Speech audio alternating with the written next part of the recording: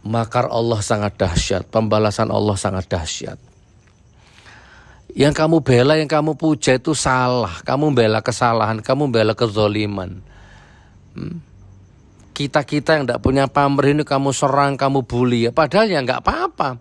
Kamu bully saya, kamu serang saya, ya tambah sehat, ekonomi tambah meningkat, ya jasmani rohani tambah sehat. Dan saya tahu kamu makin hari ya makin nggak jelas. Gitu saudaraku ya. Jadi atau saya putar aja mungkin ya. Nih. Ya, kebetulan saya tadi turun langsung mendengar dari tim penyidik di Polres Jakarta Selatan. Saya perlu turun karena banyaknya silang informasi. Ya, Padahal nggak ada tembak-menembak, nggak ada pelecehan. Nah, cangkemmu itu, videomu itu dilihat sama anakmu, dilihat sama istrimu, dilihat sama mertuamu, dilihat sama putumu, dilihat sama dirimu sendiri. Coba, taruh mana harga dirimu? Punya kamu harga diri? Hah? Jadi, makar Allah itu dahsyat. Masya Allah. Gimana? Ini jenderal, ya jenderal. Punya duit, punya senjata, punya kekuasaan, ya, punya sindikat lah ya, punya dunia tersendiri. Ini jenderal. Tapi kalau Allah sudah berkehendak, ya kan, hancur sehancur-hancurnya. Bagaimana dengan kamu, YouTuber, jongos, londo ireng, pribumi tapi mentalnya jongos, penjilat. Ibu sempat tertidur. Nah, pada saat itu tidak diketahui oleh orang lain, tiba-tiba Brigadir J masuk dan kemudian melakukan pelecehan terhadap ibu. Ibu sempat teriak dan kemudian sempat minta tolong. Dan bagi Anda yang sudah subscribe channel ini, kami ucapkan terima kasih. Jazakumullah khairan katsir. Semoga diberikan keberkahan yang berlimpah. Amin.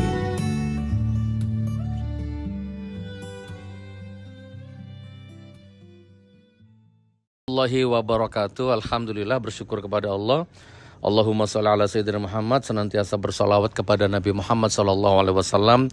Hari ini teman-teman tanggal 11 Agustus, hari Kamis 11 Agustus 2022, ketemu lagi dengan saya di konten yang insya Allah bermanfaat, konten merdeka, konten berdaulat, konten yang kadang-kadang saya haru gitu ya, kadang-kadang saya terharu, ada orang ya datang langsung, kadang WA gitu kan,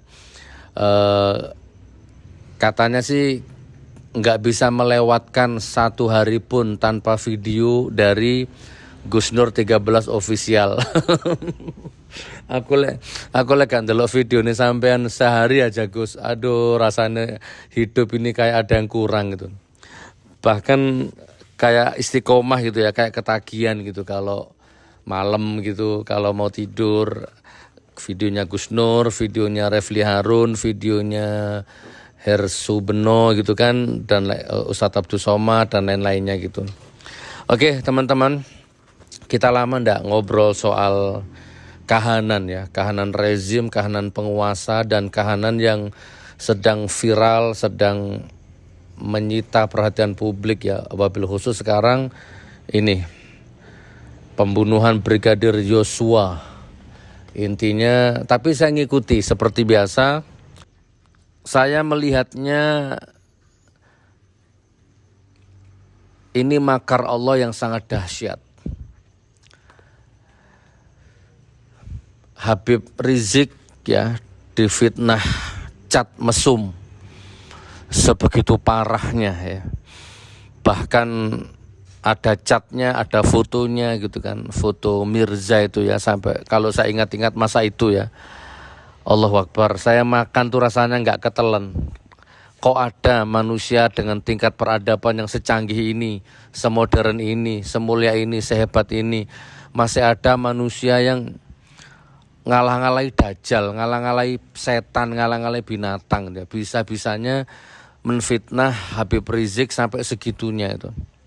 Ya, difitnah Chat Mesum. Dan ya qadarullah, sekarang yang memfitnah itu kan sudah mati semua. Buzzernya, influencernya, yang ngedit, ya kan, yang bikin chat itu, ya kan semua sudah mati semua. Kurang lebihnya udah mati lah. Nah sekarang apa yang terjadi? Ya, mereka lagi dihinakan sama Allah beribu-ribu kali lipat. Habib Rizik difitnah mesum. Nah sekarang terjadi, bukan hanya fitnah ya, tapi bergulir seperti bola salju begitu. Ya, ada pelecehan seks, ya, ada perselingkuhan. Ngeri ya kan? Ini makar Allah. Ya. Nih, tak baca ya beberapa tulisan. Habib Rizik difitnah dan direkayasa Chat Mesum.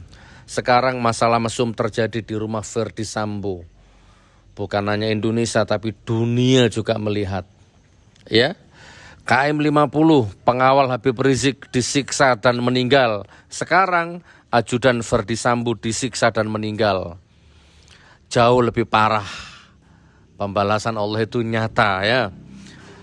Oke, CCTV mati di tol KM 50. Ternyata di kediaman Verdi Sambo CCTV-nya juga mati. Allahu Akbar ya. Mereka mencoba mencari-cari kesalahan FPI dan Habib Rizik. Dan selalu mencoba ingin menghancurkan. Sekarang satu persatu semua dibongkar. Apapun rencana dan kejahatan yang terstruktur dibongkar semuanya sama Allah. Ya, dengan sehebat-hebatnya, dengan sedahsyat-dahsyatnya. Habib Rizik difitnah dan dipenjarakan akibat prokes. Kini Verdi Sambo pun demikian. Ya, ada pemeriksaan PCR palsu. Bahkan sudah jadi tersangka, bahkan terancam hukuman mati selama-lamanya, seumur hidup atau mungkin minimal 20 tahun penjara. Motif penyiksaan sama dan dikembalikan kepada keluarga dengan cara yang sama. Luar biasa makar Allah. Allahu Akbar. Tiba-tiba muncul perempuan mengaku istri Verdi Sambo. Ya, ternyata kacau balau ya. Kemudian tiba-tiba ada Komnas HAM. Coba teman-teman. Jadi sekarang ini kan begini. Sekarang ini ya, mulai dari Ratna Sarumpait ya. Kasus Ratna Sarumpait. Jadi sekarang itu kalau ada sekarang yang dialami Roy Suryo gitu ya. Termasuk saya, Ahmad Dhani dulu juga ngalami. Parah ini rezim ini. Jadi kalau kita dikabari orang gitu kan. Dikabari orang ya dari sumber yang valid ataupun yang tidak valid, kita dikabari orang. Di sana ada perampokan, di sana ada pembunuhan gitu kan. Itu kita dikabari orang. Nah, terus kita menyebarkan berita itu gitu kan. Karena kita yakin, karena sumbernya valid kok. Oh, yang ngomong polisi kok. Kita menyebarkan ada pembunuhan, ada perampokan gitu. Nah, itu kita bisa ditangkap. Menyebarkan berita bohong, kan gitu ya. Habib Rizik juga ngalami itu. Katanya menyebarkan berita bohong, ditangkap. Saya juga ngalami itu. Katanya menyebarkan berita bohong. Lah sekarang di kasus Verdi Sambo ini berapa orang itu yang terlibat berita bohong itu? Gimana kalian cara menepis ini gimana coba? Disekolahkan tinggi-tinggi sama orang tuamu, pangkat tinggi, jabatan tinggi, digaji oleh rakyat, baik Komnas HAM-nya, baik Kapolresnya, bohong kan ternyata kalian kan bersandiwara. Malu nggak kamu? Ada tembak menembak, ada pelecehan seks, itu keluar dari mulutmu, mulut pejabat, mulut yang dibayar saya sama rakyat, mulut ya intinya mulutmu ini. Komnas HAM ada, Kapolres ada, tapi saya nggak mau muter lah ya. Ya tapi lihat terserah admin lah. Beni Mamutu sampai ini. Kapolres Jakarta mana? Jakarta Timur mana? Jakarta Selatan mana ini? Banyak. Iya. Ini Beni Mamutu memberikan informasi hoak, tembak menembak dan pelecehan. Padahal nggak ada tembak menembak, nggak ada pelecehan. Nah, cangkemmu itu, videomu itu dilihat sama anakmu, dilihat sama istrimu, dilihat sama mertuamu, dilihat sama putumu, dilihat sama dirimu sendiri. Coba, taruh mana harga dirimu? Punya kamu harga diri? Hah? Jadi, makar Allah itu dahsyat. Masya Allah. Gimana? Nih tak putarkan ya, saya nggak usah video, tak putarkan suaranya saja, dengarkan. Dan semoga Allah subhanahu wa ta'ala menghancurkan sehancur-hancurnya para pelaku pembantaian 6 syuhada pengawal kami dan yang memerintahkannya, serta para aktor intelektualnya juga yang merestuinya, dan semua yang terlibat dalam pembantaian sadis dan brutal tersebut secara langsung maupun tidak langsung. Allahumma dammirhum tadmira waqtulhum badada wala tughadir minhum ahada ya qawi ya matin ya muntaqim amin ya rabbal alamin. Suaranya saja, nanti kalau tak tampilkan videonya ditegur sama YouTube. Anda melanggar komunitas. Repot. Gimana coba? Nah, yang ingin saya sampaikan kepada Anda semua ya, ini jenderal ya, jenderal punya duit, punya senjata, punya kekuasaan ya, punya sindikat lah ya, punya dunia tersendiri. Ini jenderal. Tapi kalau Allah sudah berkehendak ya kan, hancur sehancur-hancurnya. Bagaimana dengan kamu, YouTuber, jongos, londo ireng, pribumi tapi mentalnya jongos, penjilat. Kamu ndak punya kekuasaan, kamu ndak punya jabatan, kamu ndak punya kekuatan, rokok aja ngutang kamu ya. Beli bensin aja udah nggak bisa, ngutang sana, ngutang sini, pinjol sana, pinjol sini. Tahu saya. Saya tahu kamu pemuja Jokower, kamu pemuja Ahoker, tahu saya. Mati-matian kamu bela mereka dan mati-matian kamu serang Habib Rizik, mati-matian kamu serang saya. Kamu tuh punya apa? Jenderal kalau Allah mau selesai seakar-akarnya, sak bojo-bojone, sak anak-anake. Loh, kalau aku jadi kamu takut aku, taubatan nasuha kalau aku jadi kamu. Tapi kan masalahnya kamu tuh kan serendah-rendahnya manusia kamu itu Gimana? Makar Allah sangat dahsyat, pembalasan Allah sangat dahsyat. Yang kamu bela, yang kamu puja itu salah. Kamu bela kesalahan, kamu bela kezoliman. Kita-kita yang tidak punya pamrih ini kamu serang, kamu bully. Padahal ya nggak apa-apa. Kamu bully saya, kamu serang saya ya tambah sehat, ekonomi tambah meningkat. Ya, jasmani rohani tambah sehat. Dan saya tahu kamu makin hari ya makin gak jelas. Gitu saudaraku ya. Jadi atau saya putar aja mungkin ya. Nih. Ya, kebetulan saya tadi turun langsung mendengar dari tim penyidik di Polres Jakarta Selatan. Saya perlu turun karena banyaknya silang informasi yang membuat bingung masyarakat, sehingga saya turun langsung, mendengar langsung, melihat langsung bukti-bukti yang ada, termasuk foto-foto yang ada. Jadi kasus ini kan memang berawal dari terjadinya pelecehan seksual yang dilakukan oleh Brigadir. Dia masuk ke kamar, kemudian istri Kadipropam Brigadir E itu dengar, langsung turun untuk mengecek ada kejadian apa. Nah, setelah turun ternyata ditemui di situ ada Brigadir J yang justru malah menodongkan senjata, kemudian melakukan tembakan. Nah, kemudian terjadilah tembak-menembak yang akhirnya Brigadir J meninggal dunia. Mungkin orang sering bertanya ini dalam kasus ini, kenapa 7 tembakan Brigadir J nggak ada yang kena, sementara 5 tembakan Brigadir E itu kena semua. Nah, yang pertama perlu dijelaskan bahwa kondisi Brigadir J ini dalam keadaan panik, dalam keadaan tidak fokus untuk membidikkan senjatanya karena kaget ketahuan, sehingga arah tembakannya tidak menentu. Di samping itu juga terhalang oleh tangga. Nah, sementara Brigadir E ini dapat fokus karena dia ada di atas, bisa mengarahkan senjatanya ke Brigadir J.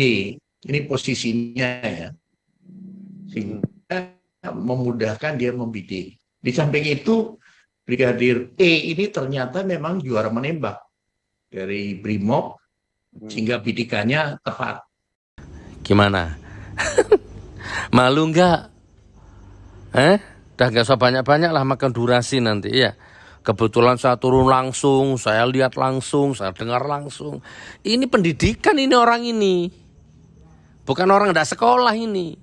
Dan ini punya anak, punya istri, punya mertua, punya orang tua. Malu nggak kamu? Malu nggak kamu?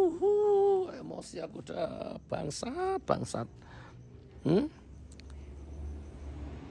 Pendidikannya tinggi, tapi nebar hoak. Ditangkap nggak? Ini kalau yang ngomong Habib Rizik, yang ngomong saya kira-kira apa yang terjadi? Lek ngomong aku gini, terjadi tembak menembak, ditembak sampai moncrot dasi, pelecehan. Kalau yang ngomong saya gimana kira-kira? Ditangkap nggak? Buzzernya nyolot nggak?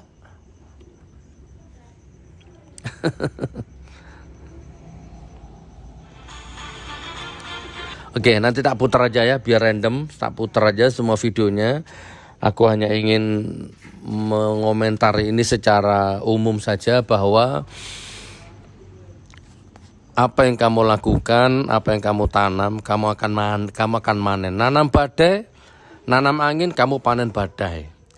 Nah, silahkan tunggu giliranmu berikutnya. Tunggu giliranmu berikutnya. Sabar. Ya, sabar. Oke, saya tutup video ini ya dengan satu tulisan keren dari Mbak Nani S. Deang, ya, wartawan senior. Dalam kasus Brigadir Yosua, publik sulit bedakan polisi dengan mafia, kata mantan KBI Sulaiman B. Punto. Polisi melawan mafia di tubuh polisi. Kata Mahfud MD, ada mabes di dalam mabes. Kata Mahfud. Kata Seskap Pramono Anung, citra polisi babak belur. Ya, dari dulu rezim ini lahir udah babak belur.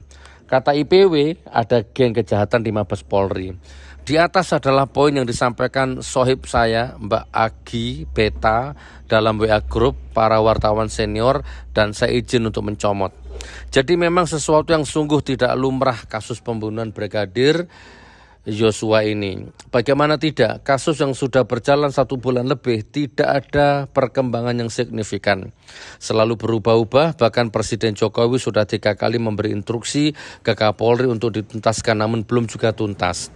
Mengapa begitu sulit kasus ini terungkap? Apakah semua karena adanya Satgasus yang disebut orang-orang atau para tokoh yang tokoh di atas sebagai mafia di dalam tubuh polisi atau kelompok jahat di dalam tubuh polisi?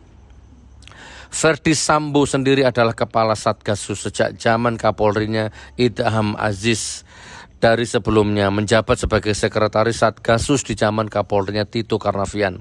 Satgasus adalah organisasi non-struktural di tubuh Polri yang menangani kasus-kasus besar berbau dunia hitam, dari pencucian uang, perjudian, kasus-kasus rekayasa, dan terorisme sampai persekusi tokoh, kasus IT dan kasus politik. Bisa dibayangkan Verdi Sambo mengetahui semua kejahatan yang melibatkan pembesar dan penguasa hitam di negeri ini. Jangan ditanya aliran duitnya dalam organisasi ini. Kabarnya mencapai triliunan. Verdi Sambo sendiri menurut sumber di kepolisian memiliki kekayaan yang luar biasa, dari rumah tinggal pribadi di berbagai tempat yang strategis, berbagai puluhan sampai ratusan miliar per rumahnya, mobil-mobil mewah. Untuk ke Magelang saja, sesaat sebelum kejadian pembunuhan Brigadir Yosua bawa 2 mobil Lexus. Bahkan seorang saksi mata yang rumahnya dekat rumah pribadi Sambo, istri Sambo kerap mendatangkan perkakas atau mebel mewah segede-gede gaban. Sambo dan keluarganya hampir tidak pernah menempati rumah dinas yang kemarin menjadi tempat pembunuhan Brigadir Joshua. Coba hitung aslinya seorang irjen itu gajinya berapa. Berikut saya kutip tulisan portal soal gaji polisi. Waduh, sampai saya geleng kepala dan mules. Rupanya gaji jenderal polisi, Kapolri dan lain-lain saja itu nggak sampai 10 juta.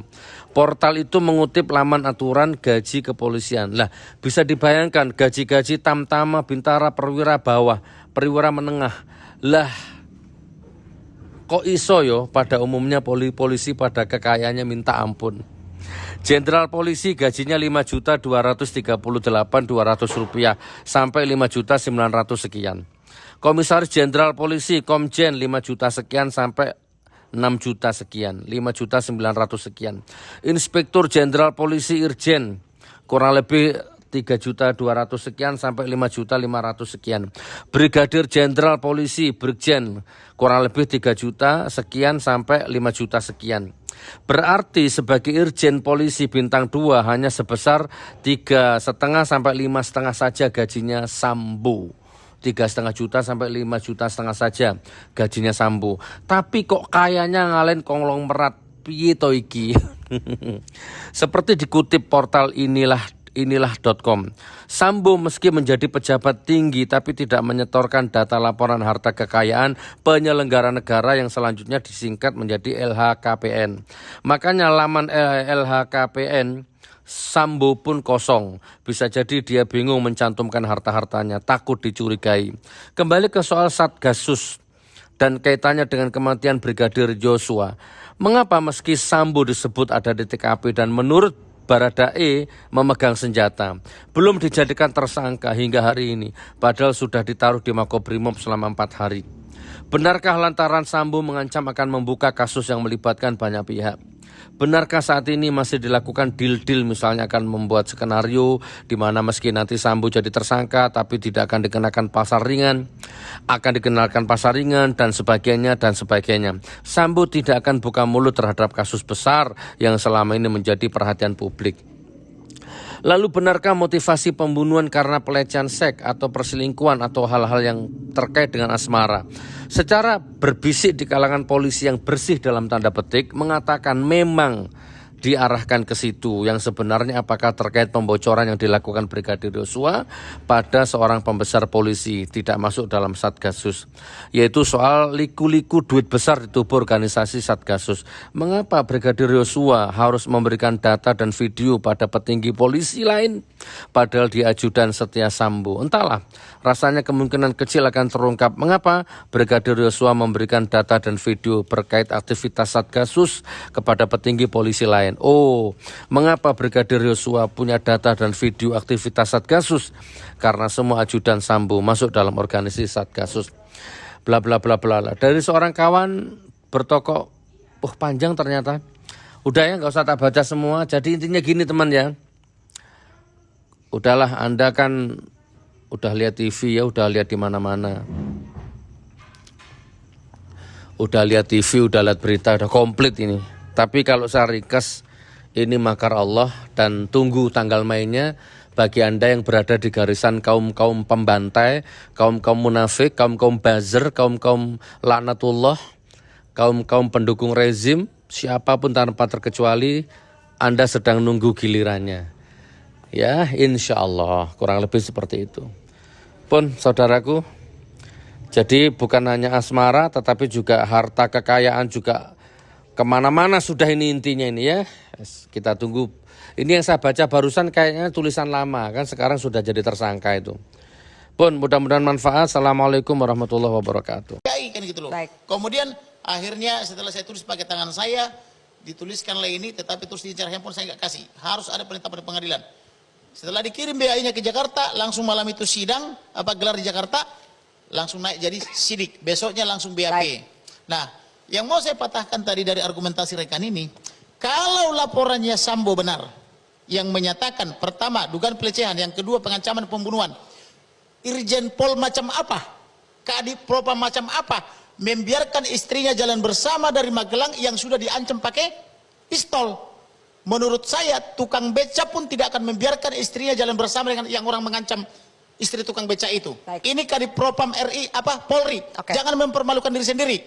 Bertobat sebelum celaka nanti. Oke. Ini dilihat oleh Tuhan. Iya, makanya masa istrimu sudah sudah diancam di Magelang pakai pistol sesuai laporan di Polres Selatan, tapi kau biarkan istrimu dikawal orang yang mengancam nyawa istrimu. Logis nggak? Oke. Ini Logis inilah atau kesalahannya kenapa mengangkat kepala Polri dan pejabat Polri terlalu muda, tidak matang dia, nggak.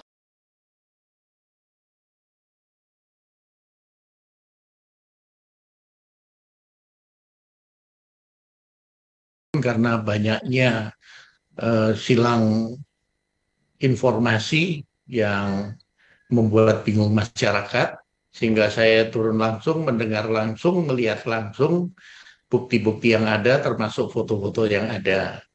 Jadi kasus ini kan memang berawal dari terjadinya pelecehan seksual yang dilakukan oleh Brigadir. Ada kejadian apa? Nah, setelah turun ternyata ditemui di situ ada Brigadir J yang justru malah menodongkan senjata, kemudian melakukan tembakan. Nah, kemudian terjadilah tembak-menembak yang akhirnya Brigadir J meninggal dunia. Mungkin orang sering bertanya ini dalam kasus ini, kenapa 7 tembakan Brigadir J nggak ada yang kena, sementara 5 tembakan Brigadir E itu kena semua. Nah, yang pertama perlu dijelaskan bahwa kondisi Brigadir J ini dalam keadaan panik, di samping itu juga terhalang oleh tangga. Nah, sementara Brigadir E ini dapat fokus karena dia ada di atas, bisa mengarahkan senjatanya ke Brigadir Barada RI telah melakukan penembakan terhadap korban.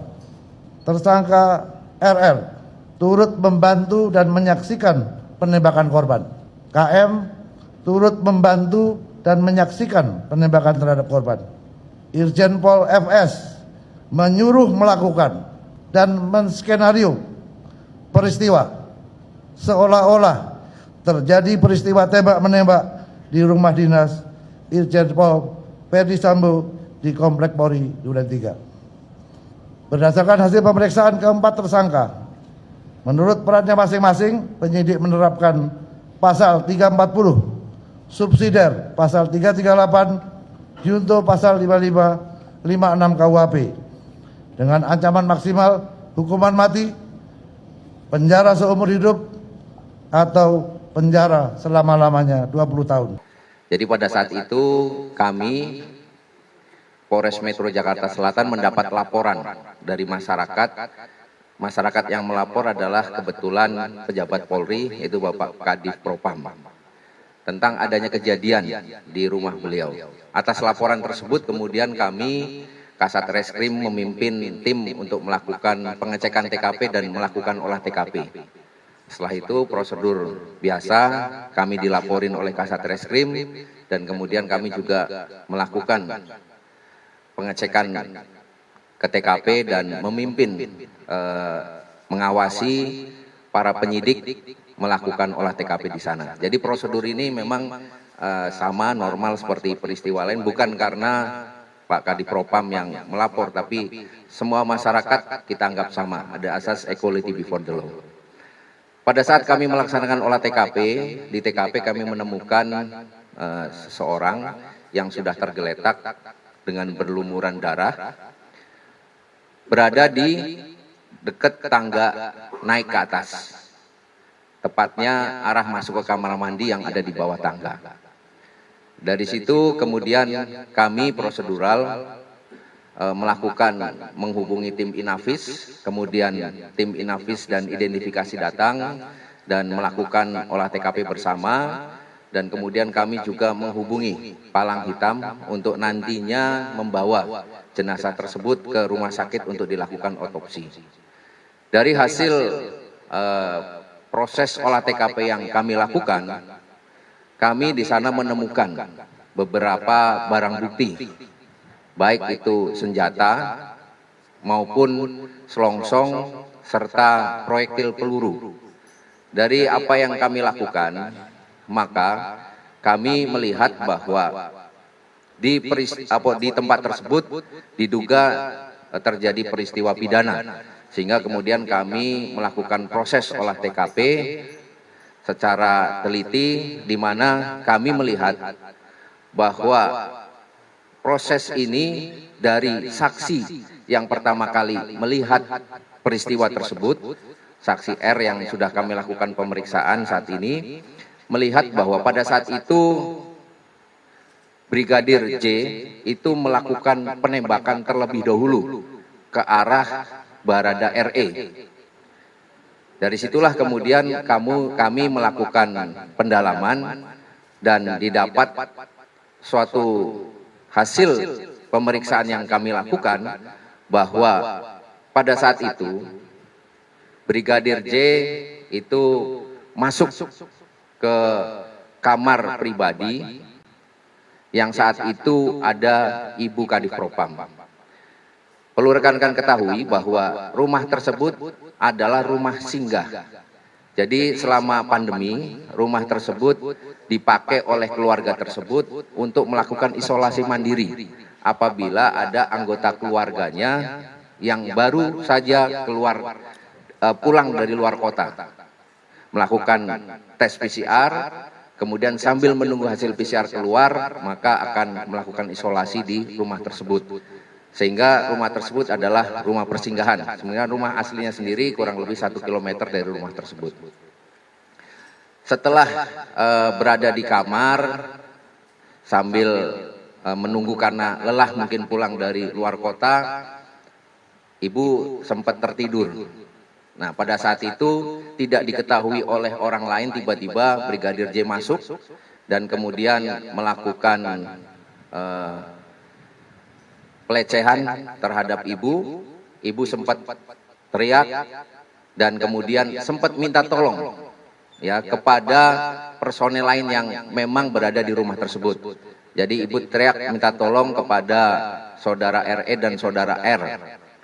Berapa kali minta tolong dan teriakan ini rupanya membuat saudara J mungkin panik, sehingga pada saat itu juga mendengar ada suara langkah yang turun dari kebetulan saudara RE berada di lantai 2 rumah tersebut bersama dengan saksi K. Dari situ kemudian saudara RE karena berada tangganya itu letter L, ya, baru separuh tangga, kemudian melihat saudara J keluar dari kamar tersebut, menanyakan ada apa. Bukan dijawab, tapi dilakukan dengan penembakan.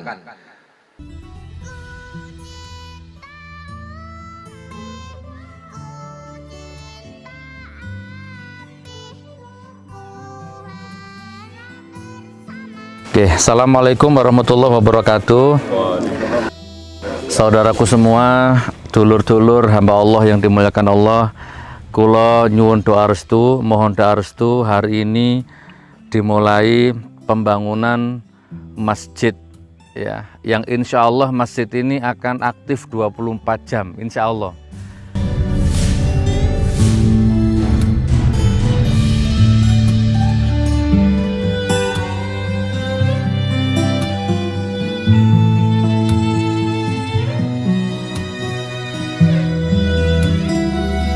Pokoknya lancar 2 lantai ini, bismillah ya, bismillah.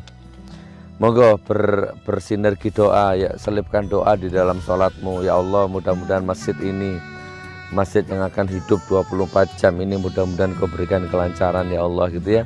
Nah, kalau ada lebih rezeki, ingat oh iya ya, ada Masjid Karomah 13. Nah, seperti biasa nanti boleh dimasukkan ke rekening donaturnya, itu boleh nanti seperti biasa, Bank Muamalat 83100387736. Konfirmasinya 821082134333317. Begitu ya saudaraku ya, saya melaporkan hari Jumat tanggal 10 Juni 2022 dari Desa Kelampok.